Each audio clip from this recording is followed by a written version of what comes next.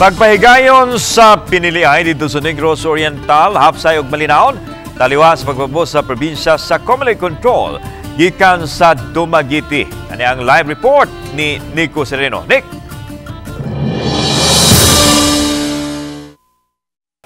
Yes, Lan, kini ang gipahibaw karon sa mga officials gikan sa Comelec ug sa kapulisan. Sila paghimog assessment sa barangay ug SK elections dinhi sa Negros Oriental karong adlaw.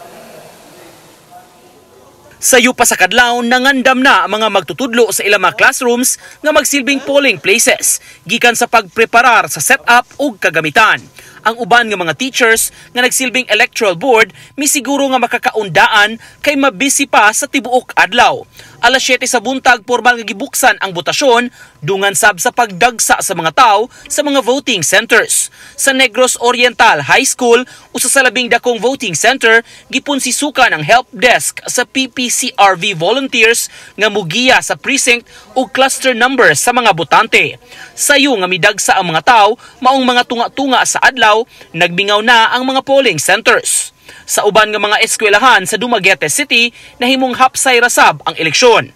Sa Negros Oriental State University, gigamit ang ilang gym. Upat ka mga clustered precincts ang migamit sa tibok area sa gym apan hamugaway ra hinuon kaayo ang kahimtang. Sa ilang Provincial Election Monitoring Center, nagtapok aron mabantayan ang mga panghitabo ang task force nga gilangkuban sa lain-laing ahensya. Sa pagtapos sa botasyon, paghulagway sa kapulisan, nagmalinaon ang pagpahigayon sa piniliay sa lalawigan. Dakog natabang kuno ang pagpaubos sa Comelec Control ug ang higpit nga visibility sa mga security personnel. We are very glad na there are no reported election-related incidents. No? And we just hope na up until this afternoon or this evening, na when we start the canvassing of these votes, na wala rin tayong mare-record na additional na election-related incidents. Generally, peaceful yung natapos yung botohan sa ibang presinto. Last tally natin sa likod, mga 60% of all precincts sarado na. Samtang gawa sa mga polling places sama sa Dumaguete City, mabantayan nga hapsay ug limpyo ra ang palibot. Napuno man sa mga sakyanan ug motorsiklo sa oras sa botasyon apan wa kaayoy mga basura nga nagkatag.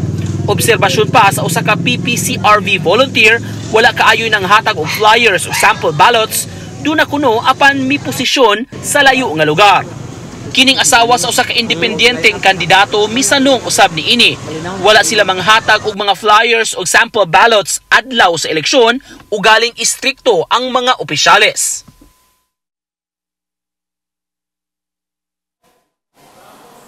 Ding manghigayon na lang ato ipakita kining sitwasyon dinhi sa gym sa Negros Oriental State University.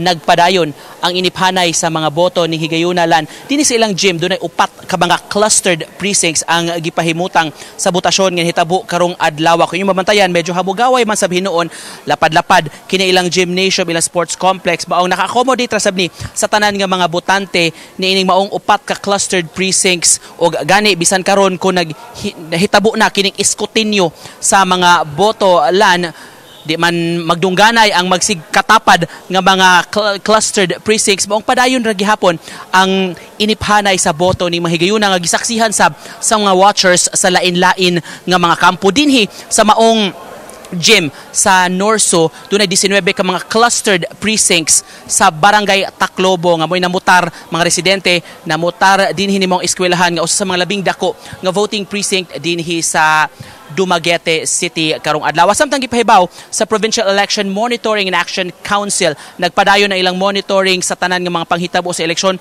hangtod na sa canvassing sa boto o sa proklamasyon sa mga boto, hangtod na gani sa pag-uli na sa mga teachers o mga electoral board members sa ilang makagamitan mga election paraphernalia pabalik sa mga city treasurers o municipal treasurers offices. Ay hapasab nila hingpit nga madeklarar nga natapos na gyud ang matanang makalihukan sa eleksyon 2023. Kipahibaw sab sa kapulisan, magpadayon ang deployment sa ilang mga pulis sa lain-lain nga mga lugar kung asa man sila na-deploy karon sa eleksyon, magpadayon pa sila labi na kay nagsingabot man sab ang kalag-kalag dinhi sa ato. Mo kanang latest lan gikan dinhi sa atong nahimutangan sa Dumaguete City. Magandang salamat, Nico Serino.